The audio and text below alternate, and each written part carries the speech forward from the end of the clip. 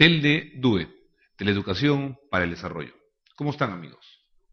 En esta oportunidad queremos conversar con ustedes sobre el curso Dinámica Política Contemporánea en el Perú. Es un curso que se enmarca dentro del Diplomado de Gobernabilidad y Administración Pública de la Universidad Alas Peruanas. El curso busca motivar al gestor público sobre el conocimiento del poder. ¿Qué pasa con el poder en el país? ¿Qué sucesos históricos, qué procesos sociales, políticos, durante el siglo XX y a principios del presente siglo, vienen configurando un sistema de toma de decisiones formal y también informal en nuestro país? El poder en el Perú, mucho se ha escrito sobre eso. Hay un excelente libro de François Bourricot, justamente con ese título, un sociólogo francés, que en los 60 estableció toda una mirada general sobre los cambios que vivía el país de entonces, la modernización que se vivía en los 60, la migración y cómo ello iba configurando la derrota o la superación de un poder y el surgimiento de nuevos actores, el surgimiento de nuevos poderes. Porque todo nuevo actor que surge en un escenario social surge también con nuevos poderes, con capacidades para tomar decisiones o para inducir la decisión de los otros en la política, en la economía, en la cultura, etc. Vamos a conversar dividiendo nuestra exposición en cuatro ítems. El Perú contemporáneo, de 1930 al año 2000. El rostro del Perú actual, ¿qué está pasando con el Perú de hoy? Un momento para discutir y conversar sobre los viejos y nuevos poderes. Y por último, gobernabilidad democrática y gestión pública. El Perú contemporáneo. El siglo XX es el siglo de los grandes cambios políticos, sociales en el país, pero con una gran característica: la inclusión, la irrupción de las masas, de la sociedad civil, como se le llama ahora, de las clases sociales en lo que es la política, de una sociedad oligárquica, de una república aristocrática, pasamos a la irrupción de partidos de masas, la construcción de proyectos nacionales interesantes, polémicos, que movilizaron a miles de ciudadanos y ciudadanas, a miles de trabajadores, a las clases medias emergentes, como es el proyecto primero en 1930 del Partido Aprista Peruano, también el movimiento socialista y comunista, que tuvo una gran importancia, sobre todo en el movimiento obrero, y por último el surgimiento de movimientos que, si bien eran de tinte conservador o de posturas conservadoras, podían converger a masas tras sus liderazgos. Fue el caso, por ejemplo, de Sánchez Cerro, que fue un militar muy poco estudiado en la historiografía nacional, pero que tuvo el papel, el rol crítico de tumbarse al presidente o hacer un golpe contra el presidente Leguía, que ya cumplía 11 años desde 1919 a 1930 gobernándonos. ¿Qué ha pasado en este siglo XX? Una inmensa, fatal y en algunos casos disputa entre el poder civil y el poder militar. No se constituyó un gran sistema de partidos políticos. Entonces teníamos actores no necesariamente convertidos en partidos que definían el poder. El partido de masas más importante, el APRA, era uno de los movimientos que marcaba la pauta de la reivindicación social y popular. Teníamos las Fuerzas Armadas con un protagonismo importantísimo, las oligarquías, las grandes familias, la Iglesia Católica, que configuraban efectivamente una forma de decisión, de toma de decisiones, pero también configuraban toda una propuesta de país. Las tensiones entre estos actores no conllevó a la conformación de un sistema de partidos políticos. En los años 50 se vive una modernización, el país se industrializa, hay todo un cambio en América Latina, hay una mayor migración del campo a la ciudad, las ciudades se comienzan a extender y surgen nuevas clases medias, nuevos sectores y también nuevos partidos políticos. Acción Popular, liderado por el arquitecto Fernando Belaunde, es un movimiento importantísimo, y la Democracia Cristiana, que en ese entonces lideraba ya el doctor Héctor Cornejo Chávez. Estos partidos emergieron como respuesta a los partidos creados en la década del 30, pero tampoco lograron con los antiguos y ellos mismos constituir un sistema de partidos en el país. ¿Por qué no hubo un sistema de partidos en el país? Es una reflexión que se va a discutir en el curso, que es parte del curso. ¿Qué pasó? ¿Por qué en nuestro siglo XX hizo partidos grandes tal vez, proyectos importantes, pero no constituyó un sistema de partidos políticos? En los 60, en 1962 y en el 63, disputaron las elecciones efectivamente 4 movimientos importantes: el odreísmo, el aprismo y el movimiento Acción Popular de Fernando Belaúnde Terry. Pero después de esas elecciones del 6-2 y del 6-3, porque las del 6-2 fueron anuladas a partir de un golpe militar, los estudiosos dicen para impedir el surgimiento de Águila Torre como presidente de la República, vino el golpe de General Velasco en el 68, que hizo un movimiento único tal vez en la sociología latinoamericana: reformas nacionalistas, estatizaciones, reforma agraria, la comunidad industrial, que marcó una distancia con los sucesivos golpes de Estado que el Perú vivió antes. Pero el siglo XX, como consecuencia, por lo menos hasta el gobierno militar, no conformaba partidos políticos.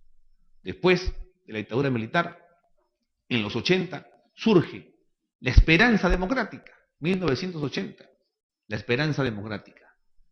El arquitecto Belaúnde gana la presidencia en 1980 y constituyó un gobierno democrático en alianza con otro gran partido importante y también poco estudiado, que es el Partido Popular Cristiano, que lideraba Luis Bedoya Reyes, y tenían a la oposición a 2 movimientos importantes: al APRA, ya liderado por Alan García, y a la Izquierda Unida, liderada por el alcalde de Lima después, en 1983, Alfonso Barrantes Linca. ¿Qué pasó en los 80? ¿Había posibilidad de partidos? Sí.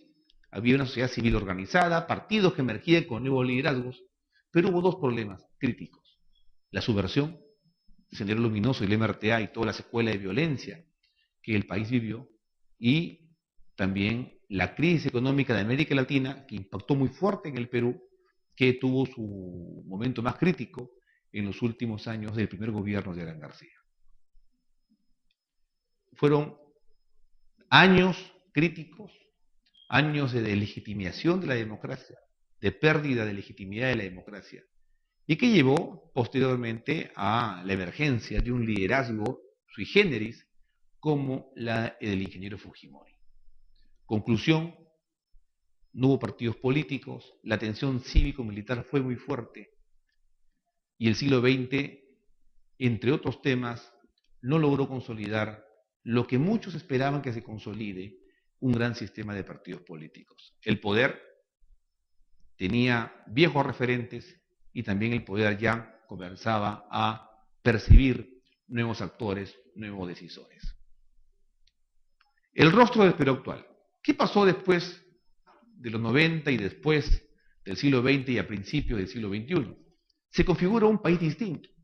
La globalización, un fenómeno que nadie puede negar como proceso de integración de mercado, de transferencia de tecnología, de culturas, de migración, de mercados abiertos y sobre todo de revolución de la tecnología, ha constituido un país distinto, un país emprendedor, un país que crece, un país que cambia mucho, un país con nuevos agentes, un país con nuevos mercados, surgimiento en las regiones de sus mercados, nuevas clases medias, pero también un elemento crítico, sobre todo para los que estudian gestión pública y los que estudian la política: un país que no cree en los partidos, un país que no cree en la política, un país que avanza, crece, redistribuye su riqueza, genera más valor, pero que no encuentra una confianza total en sus instituciones. Es lo que algunos politólogos han denominado una gobernabilidad sin partidos, un desarrollo sin instituciones, un desarrollo económico sin instituciones. Y eso también tiene sus problemas. Tiene problemas de gobernabilidad, tiene problemas de cohesión y tiene problemas críticos para la democracia porque nos impide constituir instituciones prácticas que nos lleve a la solución de los problemas que todos los días vivimos. Pero es lo que hemos vivido en los últimos años. El gobierno del señor Fujimori planteó temas importantes a nivel de reformas estructurales. El Perú requiere mirar con otros ojos esas reformas, muchas de ellas han continuado, pero más allá del carácter autoritario del gobierno, de carácter vertical del proyecto fujimorista, sí hizo unas reformas importantes que enrumbaron al país en una economía de mercado mucho más sólida. Tanto el presidente Toledo como el presidente Humala no han cambiado esa estructura. Han afianzado, han distribuido efectivamente más riqueza, han creado instituciones, han hecho cambios, pero los rumbos generales del modelo económico desde fines de los 90, principios del siglo XXI y ahora a 2012 con el presidente Humala tienen una continuidad, que es la inversión, la apertura de los mercados y buscar la posibilidad que el país sea mucho más competitivo. El país podrá constituirse a futuro en una democracia que vaya de la mano con este crecimiento y este desarrollo. Es un desafío de los partidos, de los políticos y sobre todo de aquellos que van a estudiar o ya vienen estudiando gestión pública, gestión de gobierno, administración pública. Porque del rol clave que hagan los gestores públicos, de su rol, de su capacidad de gestión, es como el Estado se presentará ante los ciudadanos, satisfaciendo necesidades, resolviendo problemas, generando proyectos y dando credibilidad a la democracia. Otra parte importante que vamos a desarrollar en el libro, en el curso, es lo referido a los viejos y nuevos poderes. ¿Qué viejos poderes en el país aún continúan?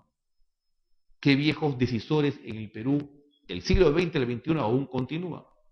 Aún tienen injerencia, capacidad de inducir decisiones públicas y también privadas. ¿Y qué poderes murieron en el camino? La reforma de Velasco, por ejemplo, cerró el camino o finiquitó el poder de las grandes oligarquías terratenientes, señor feudales, pero generaron otros poderes. Y ahora, con el Perú de un nuevo rostro, vamos a conversar y discutir en el curso sobre justamente qué nuevos actores, qué nueva forma de decisión. Por lo menos, permíteme decirle 3 poderes nuevos que han emergido en el Perú y que lo van configurando. El primero es el poder transnacional, los grandes grupos de poder financiero, los grupos de interés bancario, los grupos empresariales transnacionales que están en el país y que tienen un proyecto, sus intereses y que tensan con la democracia. Las nuevas fortunas producto del crecimiento económico. El otro nuevo poder es el de los medios de comunicación. Nunca antes la democracia ha estado tan diseñada y moldeada por la dinámica de los medios de comunicación, por los grandes grupos empresariales que definen canales de televisión, programas de radio, que inducen un discurso que, querramos o no, tiene posibilidad de constituirse en la conciencia de la gente. Ahora, la gente no es tonta, la gente también mediatiza, es crítica de los propios mensajes de los medios de comunicación. Y se han dado casos, y lo hemos visto últimamente, cómo los medios de comunicación inducen a un candidato, pero ese candidato no gana. O plantean una oposición y esa oposición no cala en la gente. Es decir, si bien hay un poder de los medios de comunicación, este poder tensa, entra en contradicciones. No es fácil de inducir mecánicamente la visión, la ideología, las percepciones, las decisiones, el voto de la gente. Y un poder adicional que ahora lo estamos viendo y lo vemos, pero que es oculto, pero que se puede percibir, es el poder tecnocrático. La tecnocracia pública y privada, la que es permanente en el Estado y que está a cargo de diseñar proyectos, políticas, programas, y que los gobernantes que vienen de la política no pueden, o muchas veces no deciden cambiarlos. El poder de la tecnocracia es muy fuerte en el país. Es un nuevo poder. Entonces tenemos en el país viejos poderes como la Iglesia, que nació con la colonia, pero que tiene una influencia menor, pero la tiene. Y nuevos poderes como la tecnocracia.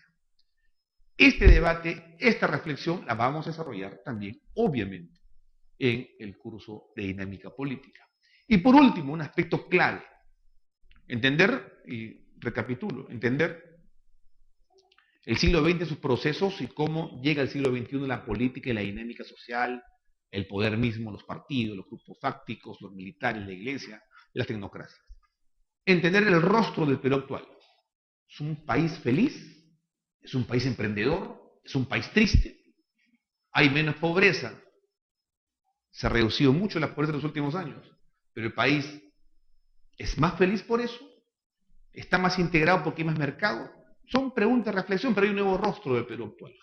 La sociología del 60, del 70 y del 80 no puede explicar ya de por sí el rostro del Perú actual, pero el gestor público sí debe entenderlo. Y el gestor público, de que el tercer aspecto resumiendo, debe también entender esta dinámica de viejos y nuevos poderes en el Perú actual. Porque entender el proceso, el rostro del Perú actual, los viejos y nuevos poderes, nos permite diseñar las políticas públicas ya a ustedes los responsables de la gestión pública. Porque no hay gestión pública en el aire. La gestión pública se hace en la historia, se hace frente a poderes y ante un país socialmente definido. Si no entendemos estos tres procesos anteriores, no somos buenos gerentes públicos. No tendremos capacidad de gestionar bien un presupuesto regional, de gestionar adecuadamente una política pública determinada en un sector, educación, salud, energía y minas. No podríamos diseñar y llevar a cabo la ejecución feliz de programas sociales. Y hacer todo esto bien es justamente construir gobernabilidad. La gobernabilidad democrática, que es dar certidumbre a la población sobre el ordenamiento del Estado y hacer a la vez que el Estado tenga poder de decisión. No un Estado en el aire, sino un Estado bien enraizado, democráticamente elegido, pero con capacidad para inducir felizmente y bajo el paradigma de la cohesión social, del bienestar, los destinos del país. Eso es lo que discutiremos en el curso. El curso Dinámica Política Contemporánea busca eso. No inducirlos a un credo político, no inducirlos hacia una opción política, sino establecer lineamientos de reflexión, puntos de debate, ver la historia tal vez de manera distinta, hacer buenas preguntas sobre el Perú del siglo XX, del siglo XXI, desde la lógica del poder, pero además de ello, también encontrando las pistas, los caminos adecuados para que todos juntos podamos construir felizmente, con mucha transparencia y con mucho sentido de responsabilidad, una gobernabilidad democrática del país. De eso se trata el curso, eso vamos a trabajar y estamos seguros que todos juntos podremos encontrar buenas respuestas a interesantes preguntas. Muchas gracias. Ítems. El Perú contemporáneo, de 1930 al año 2000. El rostro del Perú actual. ¿Qué está pasando con el Perú de hoy? Un momento para discutir y conversar sobre los viejos y nuevos poderes. Y por último, gobernabilidad democrática y gestión pública. El Perú contemporáneo. El siglo XX es el siglo de los grandes cambios políticos, sociales, el surgimiento de nuevos poderes. Porque todo nuevo actor que surge en un escenario social, surge también con nuevos poderes, con capacidades para tomar decisiones o para inducir la decisión de los otros en la política, en la economía, en la cultura, etc. Vamos a conversar dividiendo nuestra exposición en 4. Hay un excelente libro de François Bourricot, justamente con ese título, un sociólogo francés, que en los 60 estableció toda una mirada general sobre los cambios que vivía el país de entonces, la modernización que se vivía en los 60, la migración, y cómo ello iba configurando la derrota o la superación de un poder y el surgimiento de nuevos actores del poder. ¿Qué pasa con el poder en el país? ¿Qué sucesos históricos, qué procesos sociales, políticos, durante el siglo XX y a principios del presente siglo, vienen configurando un sistema de toma de decisiones formal, y también informal en nuestro país. El poder en el Perú, mucho se ha escrito sobre eso. TELDE DUE, Teleeducación para el Desarrollo. ¿Cómo están, amigos? En esta oportunidad queremos conversar con ustedes sobre el curso Dinámica Política Contemporánea en el Perú. Es un curso que se enmarca dentro del Diplomado de Gobernabilidad y Administración Pública de la Universidad Alas Peruanas. El curso busca motivar al gestor público sobre el conocimiento